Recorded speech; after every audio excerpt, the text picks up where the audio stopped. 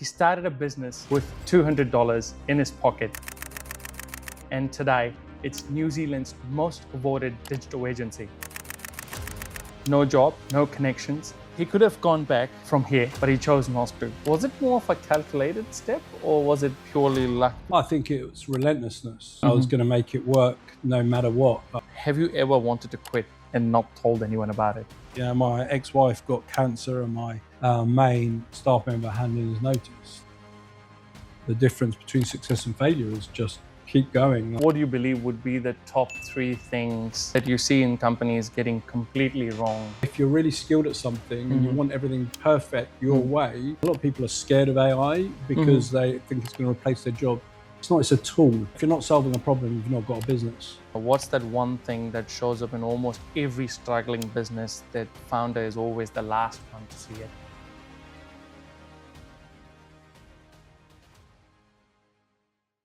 Before I can start, right, before I can ask you any other questions, the first question that I want to ask is, what question do you hope I don't ask you today? Don't ask me. I got divorced or separated a year and a half ago, so yeah, probably, not the ideal topic. Okay. I'm pretty open, so. Fair enough. 2009, you get off the plane, you try to get a job, nobody gives you one. Most people go home. You didn't. What was the actual thing going through your head at that time? Well, I didn't even think about going home, to be fair. I've always been interested in entrepreneurship, and it was one of those rare periods in my life where I didn't actually have a massive amount to risk in terms of our rent was quite low. My ex was a social worker, so she was earning a little bit and didn't have any children then. And so I've always wanted to do it. And so I just went and got it. And I didn't really have any doubts. Like it was always going to happen in my mind. Was it more of a calculated step or was it purely luck, do you think? Or was it the only thing that was left for you? I think it was relentlessness. I was going to make it work no matter what. I was going to keep trying. And if this thing didn't work, I would have done something else. I would have found a job or something because, you've got to keep trying. That's interesting. You got to keep trying. So you never thought about moving away or doing anything other than what you are doing right now? Or was this of building a business about the SEO was always a plan? Not necessarily SEO. There were several different ideas on the table. The idea of being my own boss appealed to me. And ultimately, I knew I'd be able to make money or get a job or do something. And so just kept on going. And I think often the difference between success and failure is just keep going. There's a lot of hardship before there's any success. True. Do you remember your first customer? I do. What is the name? It was creative embroidery, and it's like, remember, you practically give the client a massage on the way out. Like you really wanted to make it work, because they put their trust in you. Yep. Yeah. And talk about that. Do they even know that they are still number one? I'm sure it was a long time ago, 16 years ago. Yep. But I think like my why is trust, and if someone places their trust in me. I'm just going to go above and beyond to make it work because it's respectful. Do you see any kind of patterns that keep you regardless of whatever is happening or whatever is happening wrong? Does it keep you more towards that industry or keep showing up within the industry? No, I think it's always going to be hard, right? And it doesn't really matter the company you work for. I think that you have to be optimistic. You have to have a positive mindset because you're going to get setbacks, and keeping that optimistic and positive mindset is often what gets you through. And what do you believe would be the top 3 things that you see in companies getting completely wrong right now? So one of the biggest things is you've got a founder who has to have their hands on everything. They think they know best and they can't delegate. And so they become a bottleneck, and that stymies growth. And I think that's a big problem, especially for Kiwi businesses. And I'm quite lucky because I'm not actually that good at anything, and so I love delegating. Oh, that's nice. Yeah, but it turns out delegation is a skill. Trusting people to do things. Yeah. But if you're really skilled at something and you want everything perfect your way, you're not going to be able to scale. True. So that is one. Delegation is one. What was the other two, do you reckon? Well, at the moment, AI is changing everything, and the adoption's pretty low, certainly from a sophistication level. But AI is such a opportunity, and a lot of people are scared of AI because they think it's going to replace their job. It's not. It's a tool. Yep. Those people that learn to use AI and leverage AI are the ones that are going to be the employees of the future or the entrepreneurs of the future. True. And that's AI, that's delegation. What is the other thing do you reckon they're getting completely wrong right now? Systems and processes. Like, you can't scale a business without having robust systems and processes. Like, I'm not a systems and processes guy, but I understand the need for them. And so once you get to a certain size, like, things start to go wrong if you don't have robust systems, processes, standard operating procedures. And so that is critical to scaling a business. But you reckon there should be more systems in place, or is it less? No, you've got to have a process and a systems in your business in order to be able to scale. Otherwise, everything's ad hoc and you get to like 10, 11 people and then the wheels come off, you go down, and it's only systems and processes that will allow you to get to that next stage. True.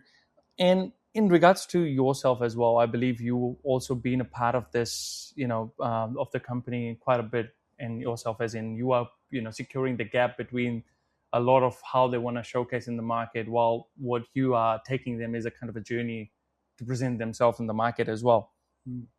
So calling them out is good for right now what you're talking is pretty much we're calling them out. It's good for your pipeline because eventually they know that, because you've been in this AI side right now with the company that you are. And of course, there's another part of the systems where you deal with as well.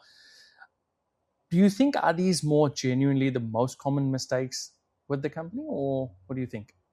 Yeah, I think, also success doesn't happen overnight. And a lot of people give up too early. You're not going to create a podcast and all of a sudden it be number one. You've got to do it again and again and again and again and again. And, when everyone else gets tired, they don't see it working. It's those ones that keep going and keep pushing and keep iterating and keep learning that achieve success. No one's successful without a lot of hard work before it. And a lot of people just give up too easily. What is the reason, do you think, of their giving up? Because it's hard. It is hard. Like, you've got to be positive and you've got to be relentless. You've got to have belief. And of everything that you've seen, what's that one thing that shows up in almost every struggling business that founder is always the last one to see it? What do you think? It's probably around culture. Like, if people don't necessarily open up to the business owner, there's a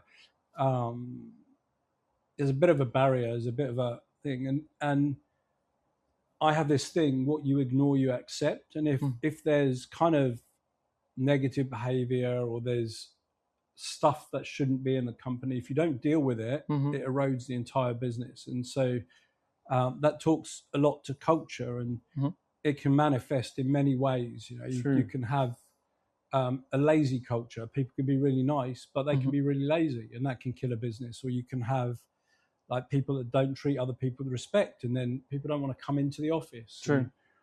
So there's all kinds of people issues that can interrupt a business, and ultimately a business is about people. No, that's true. And it is a fact, right? I mean, in terms of when you see a struggling business, that's a lot to do with how the leadership also portrays itself, right? What I believe is, if you have a great leader, I think it is about the tough decisions across the leader as well. Because I believe as a founder or even as an entrepreneur yourself, and I mean, correct me if I'm wrong, but I believe as a leader, if you are, no matter whoever you talk with or deal with, you need to be on the right scale with everybody. You can't be biased or those things as well, which is much more important, I believe, for the long run for the founders. Do you think that? Yeah, you've got to have the ability to genuinely like people Mm-hmm. and connect with people. Certainly for some businesses, Mm-hmm. you know, other businesses have a techie founder, and then they have someone else who's got the charisma and the Sure. stuff. But certainly from my own perspective, Mm-hmm. you have to actually like people, and you have to genuinely solve a problem. Like if you're not solving a problem, you've not got a business. That's true. Mm. You hit it on the right mark, because I mean, people often see that, you know what, I want to make this work, but how often do people see that what's the problem I'm solving? Yeah, Right. well, that's where you've got to start. You've got to start with the problem. Yeah. Otherwise, I mean, whatever you do is just a byproduct. You're just talking about the sides. You're not talking about the core thing, which Yeah. is about promoting whatever that challenge is, or making sure that you overcome that challenge as well. Yeah, because business owners are about solving problems for Absolutely. people. And at some point, being good at your job, you stops being enough. You actually have to build something bigger, I believe. And then yourself, what was the moment that pushed you to make that kind of a leap for yourself? So probably when we were about 10 people, Mm-hmm. we got to a stage where mistakes started to happen. You know, people were copying and pasting from analytics, and like most stuff was in my head. And so I employed someone who was really good at systems and processes, something Sure. I'm not good at. So I think to get past the humps, you need to identify where your weaknesses are and find someone who loves doing what you don't like doing or what you're not good at, and then let them do it. More like the operations manager that you had? Yeah, absolutely. What's the story behind it? It's well, I couldn't build systems and processes in that way. It's just not the way I'm built. Mm-hmm. But I understood the need for it, and so I brought someone in who helped us get over that hump. But it's an iterative process. You know, systems and processes for a 10-person business will only get you so far. They have to change, and the same with people. Like the people that get you to that stage, the early stage people, are not necessarily the right people when you're a 25 or a 50-person business. Sure. But how do you identify, because you're saying that you were not great with that system side of things, but then you're hiring somebody who looks after that system. How do you understand what he's doing is right, or is it going in the right direction, or is it not going in the right direction then? So you kind of know what you need to do, but I've always had mentors. I've always had people helping me and asked advice of people. I've been a member of Entrepreneurs Organization for 13 years. And it doesn't matter what your business is. We've all got the same problems. And so if you chat to other entrepreneurs, you learn, and you don't always get it right, but you fail fast and you change. I haven't always got it right. That's pretty interesting, because I think I've spoken quite a bit, and I always use this example, who was the initial founder who came on our show, and he talked about it. He said to me that, it is better to fail faster than to fail later on in your stage, and if your product is like 60-70%, you might as well just throw it out there and see what's missing. Yep. If it's missing something, you might as well fix it on the go, and makes much more sense, and you get a complete product based on what the customer needs. Now that we're looking a bit on the past, right, on the historic side of things, I wanted to ask, if someone is in their first year, barely 3 clients, rent due next week, here's what we are talking, and thinks that that they are completely out of touch, what do you actually say to that person? Just get out and talk to people, keep going, be relentless. If you've got a product and service that you truly believe in and that customers seem to want, just keep going, be relentless. Like the hardest thing is making that decision to start. But also if the market's telling you your product's not right, evolve, find out what the right product is. You don't have to, just because you create something doesn't mean you can't change. Don't be stubborn. If the market's telling you something, adapt and evolve. But we talk about these people, we talk about going out, reaching out to people, but people out there don't know who to reach out to. So how do they do that, or how do they manage to do that? There's always people you read about in the newspapers and things like that who have achieved lots of things, and in my experience, people generally want to help people, right? And so invariably you reach out. If someone says no, that means you're closer to getting a yes, because it's a numbers game.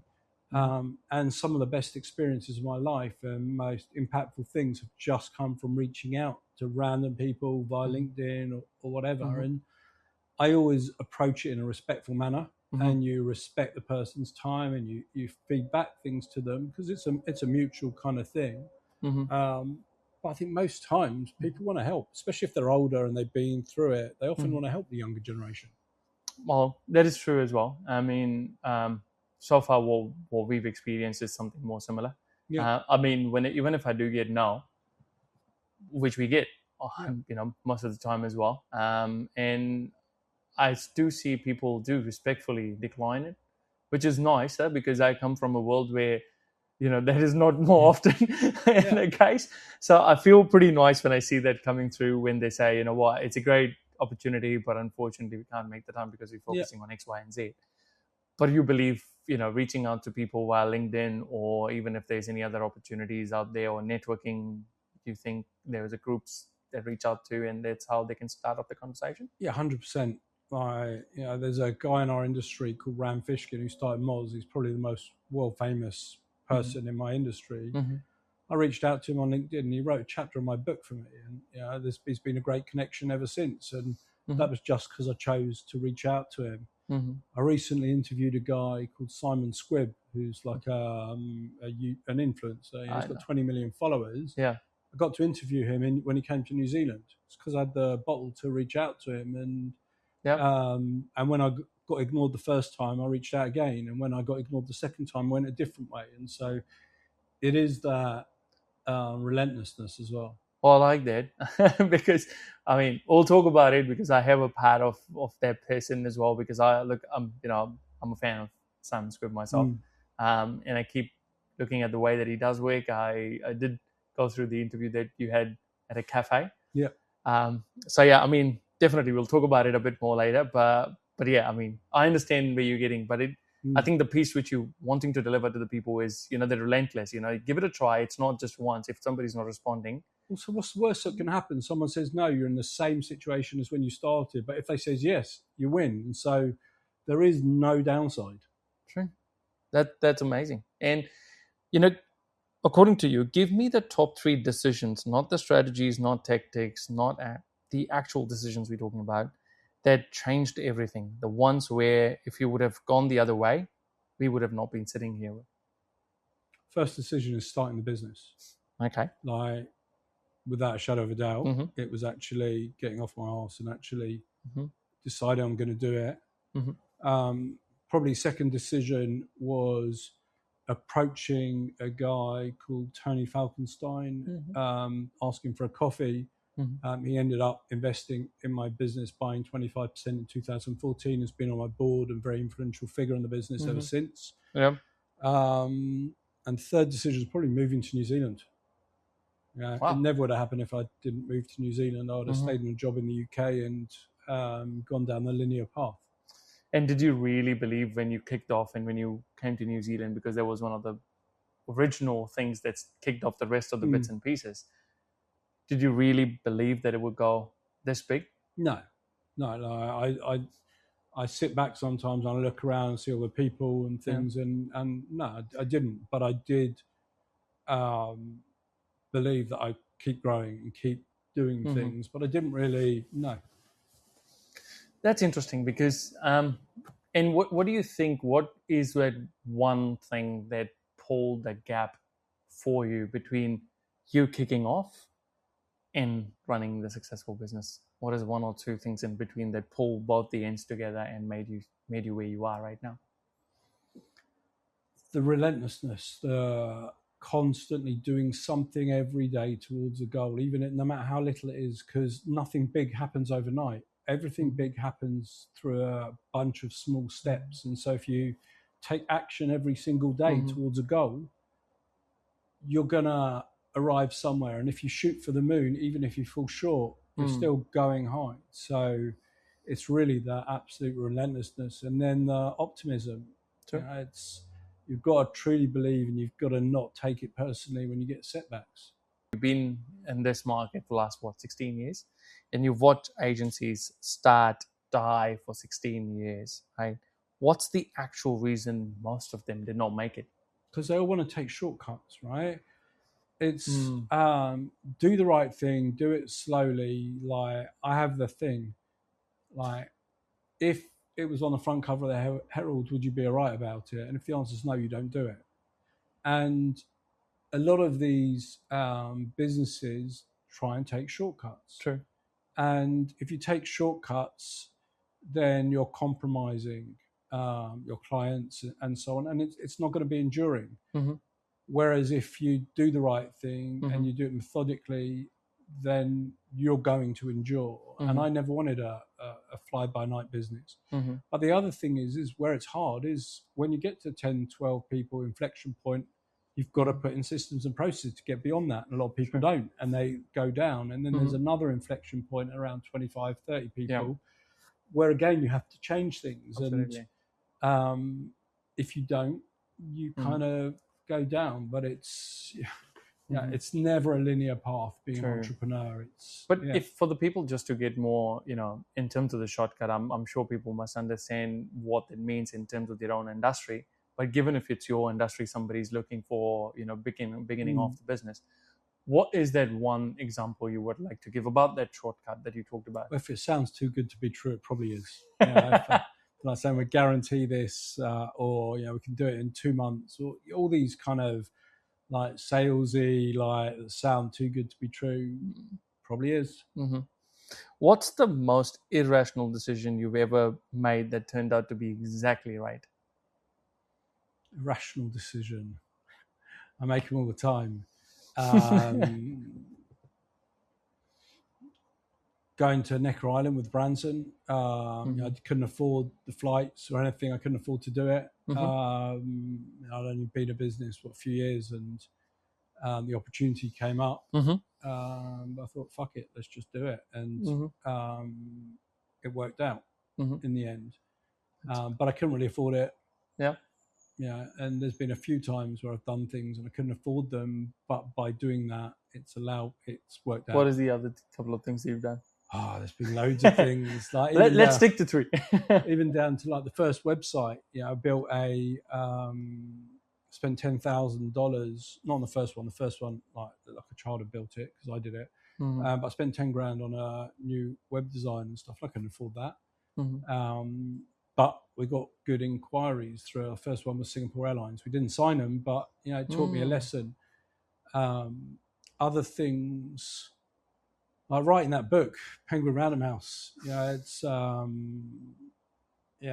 agreed to things pretty quickly, and then I realised what I've agreed to, and but invariably, every time I've done that, I found a way to make it work. I did read something as well. It was something around the office build that you've done.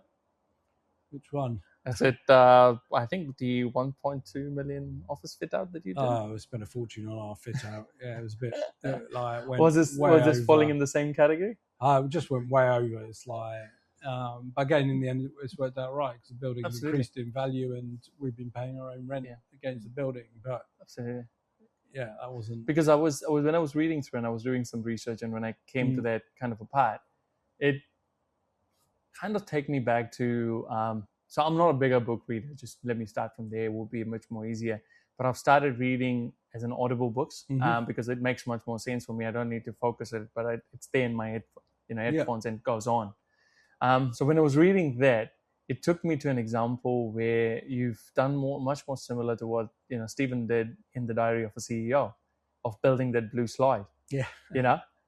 So yeah, I love that idea, like the blue slide thing. Like, it's the same as like the purple cow concept. You've got to be different. And the reason I did the book was everyone was doing ebooks and stuff, and I've always been of the opinion, lead, don't follow, and do stuff different to everybody else. How else are you going to stand out? Everyone's doing, like, you look now, all these digital agencies, there's like the same video of the founder walking through an office, talking to camera. Like, everyone's doing it. Like, how are you going to stand out? Like, why copy everyone else? Like, do something different, and that's how you stand out. But the problem is that you survived the bet. Which you took, whatever the decisions you made, you survived there. Most of the people who make irrational decisions lose everything. What is the lesson in it, or did you just get lucky? Mitigate the downside. Like, always look at the downside, and if it's catastrophic, don't do it. Like, if you can manage the downside, like say it's a 50 grand risk, If you can afford that 50 grand, then do it. If you can't afford that, if that's going to put you over the edge, just don't take the risk. So every time I've done something, I've kind of thought about, if the worst happens, can I still survive? And so I'll do it. And if I can't, I won't do it, because it's not worth the risk. I have a family and kids and things like that. And, it's not just you're risking. True. The next part, before I begin, I just want to be talking, it's going to be a bit more for vulnerable side. But there was one about the most valuable employee that handed in the notice, right, to join a competitor. And the same week, there's something happened within your personal life as well. I wanted to ask you, have you ever wanted to quit and not told anyone about it? I've wanted to quit loads of times. Like, sometimes it'd be easier to get a job. But that, my ex-wife got cancer, and my main staff member handed in his notice in the same week. And the ex-staff member was really the only one who knew what he was doing from a technical perspective, and went to a competitor, and it was intense. And we didn't have any family here, and we got one child, and my wife at the time gets thyroid cancer. It's intense. But I had clients that relied on me, and trust is my core value, and so didn't want to get out of bed. But I did, because when it comes down to it, no one's going to do it for you. You've got to get up and you've got to do it yourself. Absolutely. You know what? I've been talking to much of the founders, and I've realized something. We spend so much time thinking that, people didn't feel the fear, but the fear is always there, I guess. In terms of whether it's you being a founder yourself, or any other person, or every other person who's thinking to become a founder, there's always a fear. And as we talked off the camera as well, that when you kicked off something similar to what we're doing right now, the relentless, the sleepless nights, it's the fear. But again, you get through that, you get on the other side of things as well. So do you think, does it get easier? That's the question. Well, in some ways it gets easier, but it depends what you're doing. Like, if you're always pushing your boundaries, you're always facing the fear. Like, there's a phrase, embrace vomit moments.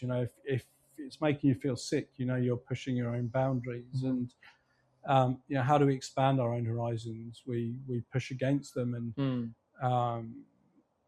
I think that's part of success, is challenging what makes us scared and pushing beyond it, or what makes us uncomfortable. And it's a squiggly line. It's not a linear path, and not everything's going to work. But face the fear and do it anyway. And so now you own New Zealand Business Management, Exporters Magazine. You've launched the Optimizer. You're investing in startup. At what point did you stop thinking like someone running a business and start thinking like someone building a platform? So I've always tried to build lots, and I actually bought New Zealand Business Magazine because it was financially in trouble, and I think there's too many things that pull entrepreneurs down, and that was one of the publications that actually helped entrepreneurs. And I had a friend who killed himself, Jake Miller, who was like a young guy, did Unfiltered, and part of that was because the media went on at him, and so I kind of feel like a custodian for that. It wasn't about really buying it for any other reason than I thought it's there to help other people and lift other young entrepreneurs or people that think about it on the shoulders. And it turned out to be a decent acquisition for various reasons. But I've always tried different things. That's just the way my mind works, and sometimes they work and sometimes they don't. Yeah. And I also think, every point business owners, they wake up, they realize the platform has changed, the rules changed as well. And everything that they built overnight becomes a lot less important for them, over the period of time it is. But because they're building, on someone else's ground, this feeling is always going to be consistent over the period of time to whoever the founder is. And the ones that see it coming from a long, long way, I believe they have an opportunity to not depend on these platforms and try to make sure that they build or start something of their own, which you saw an opportunity as well for yourself. And last but not the least, this is something we ask to most of the guests that comes on our show. Someone is watching this right now. They've got the idea. They got the fear in their mind. They haven't moved a bit. not because they can't, but because something is stopping them right now. What do you say to them? What is that one scaling secret? Biggest thing is just doing it, right? Just do it. It's we tell ourselves these stories, these self-limiting beliefs, and they hold us back, right? And examine those self-limiting beliefs that you're telling yourself, right? Because they're holding you back. What's the worst that can happen? It doesn't work, right? Just have a go, because you'll never know if you don't take that step. And that's the hardest step, is actually having a go and going all in. And don't go half in, go all in. Just go for it. Don't risk your entire money, but go for it. Start your idea and go, and be relentless and keep trying and make it work. Fantastic. This is exactly why we built the show. Thank you so much, Richard. Hey, thanks really for having appreciate me. that. Anything that you want to add more than what you've done so far today? Yeah, just enjoy the journey. It's life's short, and if we're all stressed and always worrying about things and always seeing the negatives, impact yourself. So just enjoy the journey, and it's going to be hard, but you learn a lot from the hard times. Absolutely. Thank you so much once again. Appreciate your time. Pleasure. Appreciate it. Pleasure.